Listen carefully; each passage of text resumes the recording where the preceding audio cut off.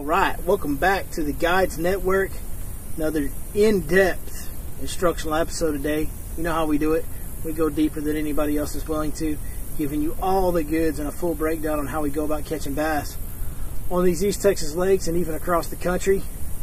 Today, we're going to talk about another bait. Last week we talked about the jerk bait. That's a bite that's coming to us. We're going to talk about another one today, a bite that's coming to us. We're going to talk about lipless crankbaits.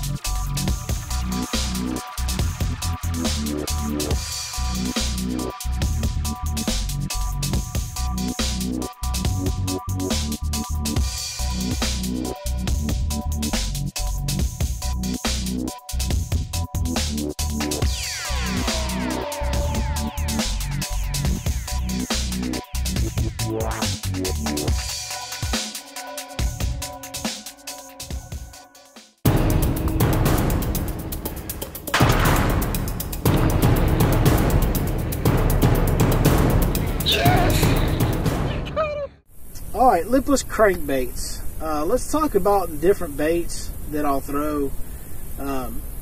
Three sizes for me: 1/4 ounce, 1/2 ounce, 3/4 ounce.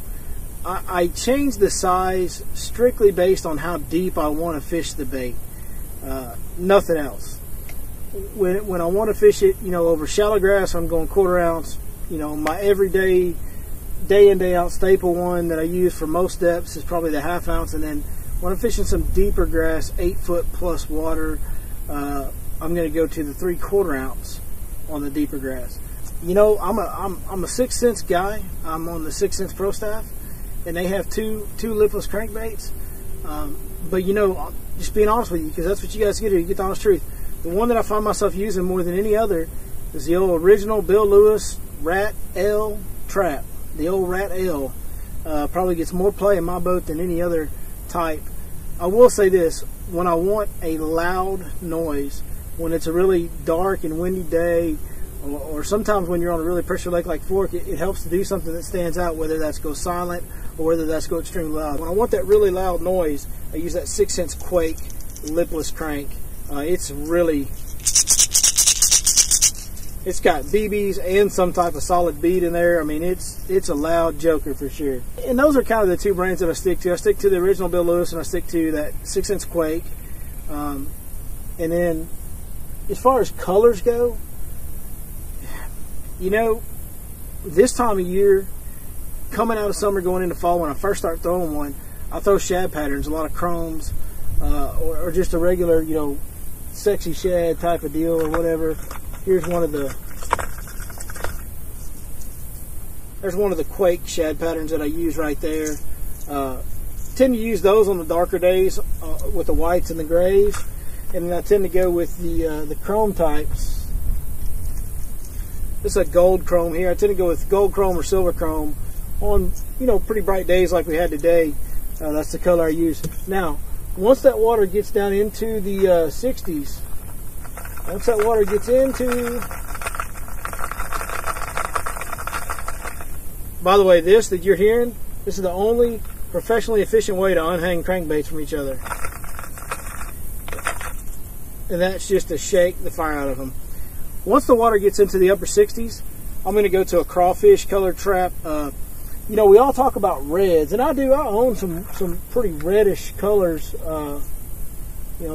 As you see, there's a couple. There's old Strike King bait, and there's a 6th Sense one.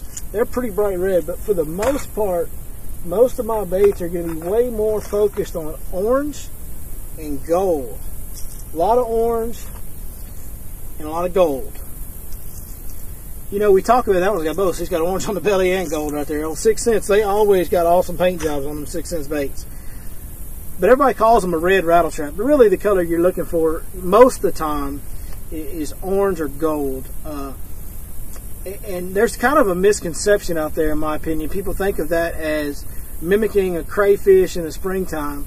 Well, hey, what it also mimics around East Texas, which is where the whole red rattletrap thing started, that orange and gold color mimics what a brim looks like in cooler water to a T. If you ever seen a brim in cold water, he's got a really bright orange throat and kind of a goldish bronzish tint to his bottom half. And that's exactly what that looks like right there. So I honestly think it mimics more the brim than it does the crayfish, because the crayfish around here don't turn bright red till March, and we start catching these fish on these baits in October, November around here. So I think they're really mimicking more of the brim. You know, on an area that I use them, the best thing is grass, guys. The grass is going to dictate what I'm looking for. Now, within that grass, you're going to look for your funnels and your drains and your ditches and your creek channels. You know, your outside bends and creek channel swings where it comes up and makes a nice little grass flat right on the edge. Hey, that's perfect. The edges of a ditch running through the middle of a big grass flat, that's what you're looking for. So just those subtle elevation changes amongst a very, you know, expansive grass flat, which is what we're fishing today. And every little pot of fish that we saw today is right on the edge of a creek channel. These fish that are blowing up around me right now, the creek channel's right here. So they're right there where the creek channel swings. That's where they're going to be, around the subtle elevation changes. For me, I think what I'm holding in my hands right here is the absolute perfect lipless crankbait setup. The bad thing about it is it's not real versatile. You can't do a lot of other things with it. It's not the best, you know, for doing a lot of different techniques. But for a lipless crankbait, if you have the luxury of designating one rod for lipless cranking, this is, I've never fished one better. I love this option. And what I've got here is I've got a Limit 5 Series 7.2 medium heavy.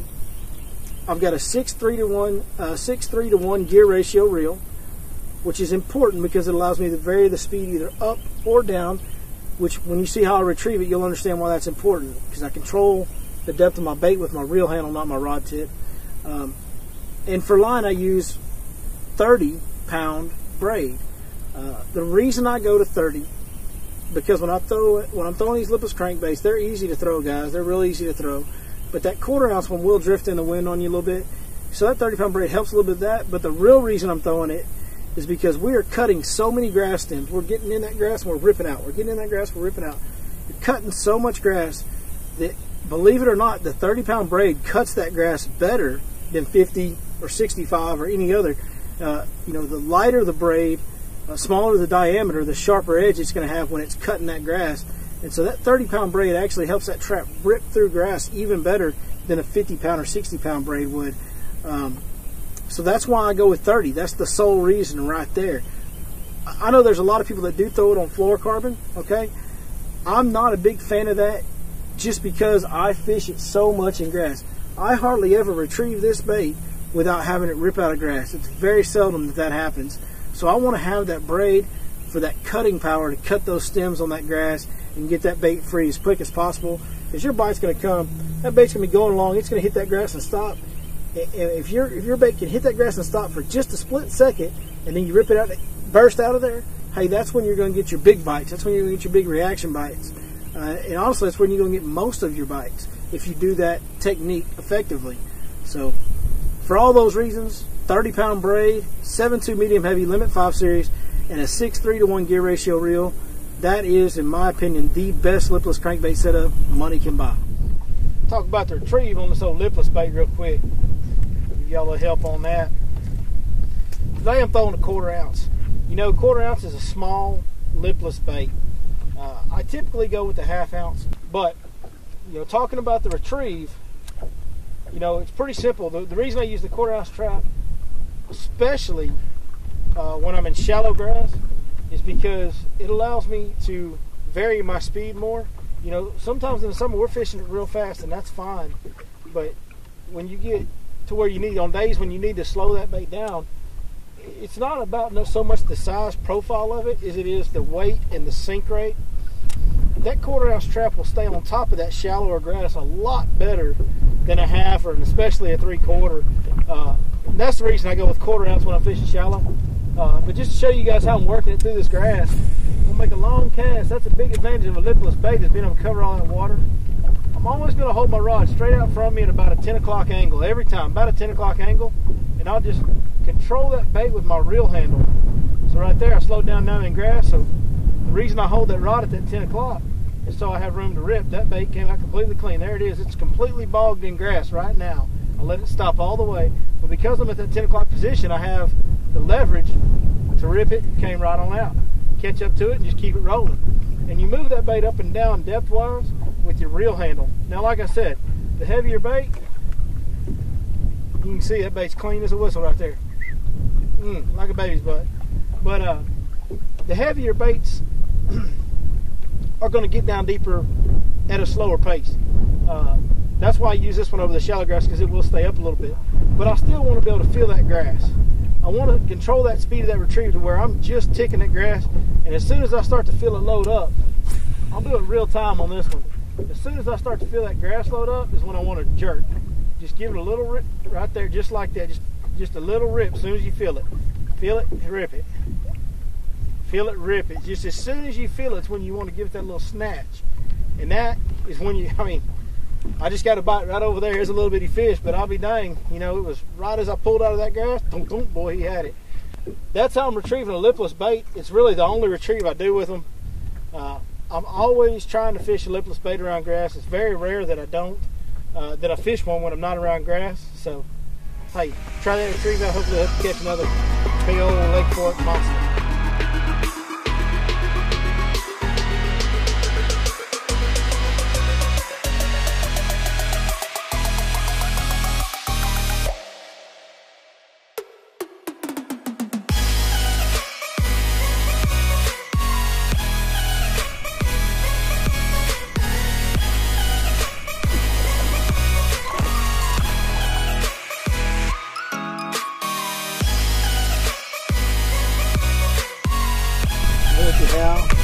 That little chunky monkey wanted that trap, boy, didn't he?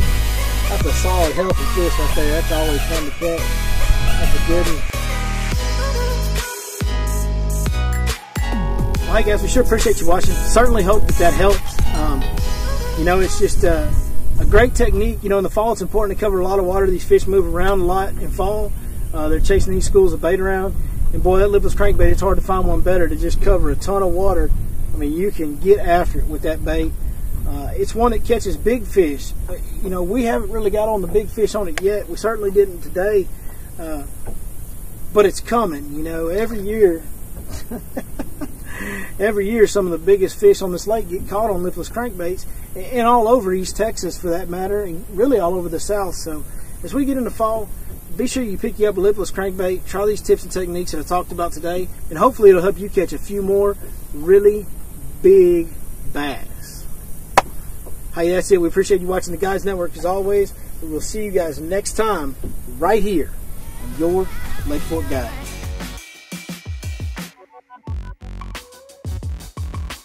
And hopefully it'll help you catch.